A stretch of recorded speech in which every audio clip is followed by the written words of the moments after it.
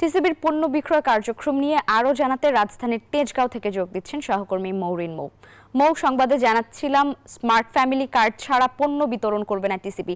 এই সিদ্ধান্ত কেন নেওয়া হয়েছে আর এই বিষয়ে ভোক্তারা কি বলছেন?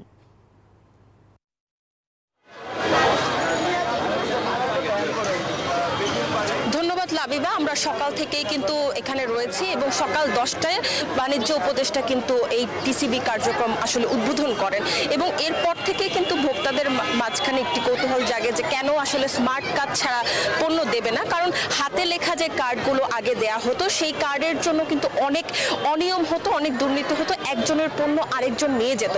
তো এই স্মার্ট কার্ডের মাধ্যমে আসলে যার পণ্য সেই পাবে এবং যে আসলেই দারিদ্রতার মধ্যে দিয়ে যাচ্ছে বা ভোগান্তির মধ্য দিয়ে যাচ্ছে সে কিন্তু তার পণ্যটি নিজে বুঝে নেবেন। এবং এখানে যারা আছেন, যারা এসেছেন, তারা কিন্তু এই উদ্যোগে অনেকটাই খুশি এবং নিজের পণ্য নিজে বুঝে নিতে পারবেন জেনে তারা কিন্তু অনেকটাই সন্তুষ্টি প্রকাশ করছেন। এবং এখানে এখন পর্যন্ত চালের আসলে চাল বিতরণ করা হবে না, কারণ চালের যে মজুদ রয়েছে সেটার জন্য আরো কিছুটা সময় লাগবে এবং এখন আপাতত ভোজ্য তেল, মসুর ডাল এবং চিনি বিক্রি করা হচ্ছে আপনি যেগুলো বলছিলেন।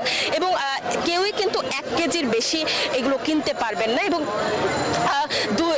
2 কেজি মসুর ডাল কিনতে পারবেন। এছাড়া কিন্তু অন্যান্য পণ্যগুলো 1 কেজি করে কিনতে হবে এবং পরবর্তীতে চালের ব্যবস্থা করা হবে।